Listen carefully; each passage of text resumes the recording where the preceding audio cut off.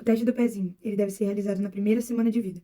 A indicação para cesarianas são feto não reativo, apresentação pélvica, gestante HIV positivo, cesárea prévia, cicatriz uterina prévia corporal, herpes genital ativo, situação fetal transversa, prolapso do cordão umbilical, placenta prévia oclusiva total e morte materna com feto vivo.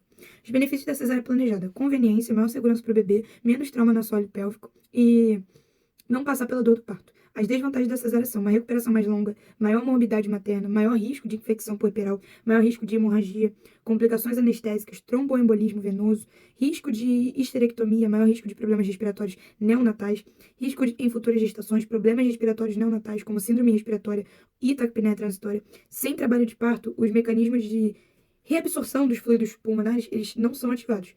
Então, a gente tem esses problemas respiratórios neonatais. E riscos em futuras gestações, como placenta prévia ou acreta. Indução do trabalho de parto com alto nível de evidência. A gente induz o parto em uma gestação pós-termo, onde a gente tem uma gestação maior ou igual a 41 semanas, onde ocorre também, quando ocorre, uma ruptura prematura da membrana e no retardo do crescimento intrauterino. A evidência insuficiente para indução. Se a gente tem uma gestante com diabetes insulino dependente, gestação gemilar, macrosomia fetal, oligodrâmino, colestase da gestação, doença cardíaca materna e gastrosquise fetal. Nesses casos, a gente tem patologias, né, problemas ali, mas que não são suficientes, evidências suficientes para poder gerar uma indução de parto. O melhor tipo de parto é aquele mais adequado às condições da gestante, aquele que atende ao bebê e aquele que considera possíveis complicações. As vantagens do parto normal são natural, porque ele é natural, né? Possui um menor custo, tem uma recuperação mais rápida e a forma ideal de dar à luz de maneira geral. Os benefícios para o bebê são que o tórax do bebê ele é comprimido. Então, o parto normal ele ajuda a expelir o líquido dos pulmões, facilitando a aspiração e diminuindo o risco de problemas respiratórios. Crescimento intrauterino restrito, CIUR. É um processo que limita o potencial de crescimento fetal intrauterino. O CIUR versus PIG. PIG é pequeno para idade gestacional. Nem todo PIG ele teve um crescimento intrauterino restrito. E nem todo crescimento intrauterino restrito ele será um PIG. O feto ele pode ser um AIG, né, que é um adequado para a idade gestacional, mas ele pode ser abaixo do seu potencial. As causas principais maternas é o peso materno pré-gravídico menor do que 50 quilos, idade materna menor de 19 anos, baixa condição socioeconômica, álcool, fumo e drogas, síndromes hipertensivas, doença renal crônica, doenças cardiopulmonares, diabetes com vasculopatia, doenças autoimunes, infecções e gemilaridade. As causas principais fetais são trissomias dos cromossomos 13, 18 e 21, displasias esqueléticas, as infecções como rubéola, toxoplasmose, citomegalovírus, herpes, sífilis e parvovirose, útero. As causas principais útero-placentárias são as anomalias uterinas, má adaptação da circulação materna, mosaicismo placentário e placentação baixa. Haverá uma suspeita se houver discrepância entre a idade gestacional e a medida do fundo uterino. A conduta é encaminhar essa gestante ao pré-natal de alto risco. As varizes e tromboembolismo. As varizes são causadas por fatores hereditários, congestão pélvica, compressão pelo útero gravídico ou alterações hormonais, geralmente localizadas nos membros inferiores e também podem aparecer na vulva.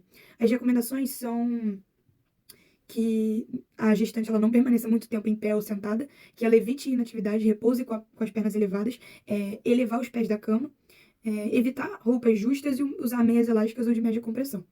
O tromboembolismo é a oclusão total ou parcial de uma veia por um trombo. Os fatores associados ao tromboembolismo são as varizes, imobilização prolongada, obesidade e compressão da panturrilha. Haverá uma suspeita clínica quando a gestante ela declarar uma dor na panturrilha ou na coxa, aumento da temperatura local, edema e a dorsiflexão do pé. Um sinal importante é o sinal de Homans. Anemia é quando nós temos uma hemoglobina menor do que 11 gramas. O rastreamento ele deve ser realizado em toda a gestante. Quando a gente solicita o mais precocemente possível no diagnóstico da gravidez e a gente repete ele com 28 semanas. Os riscos são de o RN nascer com baixo peso, mortalidade perinatal e trabalho de parto prematuro. Os fatores de risco são a dieta pobre em ferro, vitaminas ou minerais, perda sanguínea, doença grave ou crônica, infecções a longo prazo e história familiar de anemia herdada, como talassemia ou anemia falciforme. A conduta conforme a hemoglobina. Hemoglobina menor do que 11, maior do que 11, perdão, significa que essa gestante ela não tem anemia. Então, ela não é um fator de risco e a gente não... Ou melhor, se ela não tiver um fator de risco, então a gente não prescreve o ferro. Mas se ela, mesmo estando sem anemia, tiver algum fator de risco para essa doença, então a gente administra o ferro. Hemoglobina maior que 8 e menor que 11. É uma anemia leve a moderada, onde a gente administra o sulfato ferroso e a gente repete o teste em 60 dias. Hemoglobina menor que 8.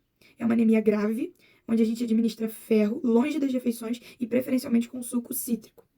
Doença falciforme é a doença genética hereditária, onde nós temos uma mutação do gene da hemoglobina, onde ela produz a hemoglobina S e tem uma hemácia em forma de foice. As consequências são a anemia crônica, que não tem cura, dores osteomusculares, dores abdominais e infecções. E, além disso, infartos também, né? Os riscos na gestação são abortamento, natimorto, prematuridade, toxemia grave e placenta prévia e descolamento prematuro da placenta. O diagnóstico em criança ele é tido com a realização do teste do pezinho na primeira semana de vida. E no adulto é pelo exame de eletroforese da hemoglobina. A gente solicita a eletroforese na gestante caso ela seja negra, caso ela tenha antecedentes familiares de anemia falciforme e se ela tiver um histórico de anemia crônica. Diabetes gestacional é onde a gente tem uma alteração no metabolismo dos carboidratos, hiperglicemia de intensidade variável, e ela é diagnosticada pela primeira vez ou é iniciada na gestação. Os riscos maternos são pré-eclâmpsia, uma maior chance futura de diabetes e tolerância diminuída a carboidratos. Os riscos fetais e neonatais são macrosomia, distócia no parto, hipoglicemia, icterícia, sofrimento respiratório, policistemia e hipocalcemia. Os sintomas clássicos, os 4 P's são poliúria, polifagia, polidipsia e perda involuntária de peso. Os outros sintomas são fadiga, fraqueza, letargia, prurido cutâneo e vulvar e infecções de repetição. O rastreamento ele é realizado na primeira consulta ou entre 24 e 28 semanas de gestação. O teste diagnóstico é o TTG de 75 gramas em 2 horas. E os fatores de risco são idade maior ou igual a 35 anos, se a gestante ela for sobrepeso ou obesa, ganho de peso excessivo, baixa estatura, menor ou igual a 1,50 m, crescimento fetal excessivo, polidrâmino, hipertensão ou pré-eclâmpsia, abortamentos de repetição, malformações, morte fetal ou neonatal, macrosomia maior ou igual a 4,5 kg, diabetes gestacional anterior, histórico familiar de diabetes em parente de primeiro grau e síndromes dos ovários policísticos.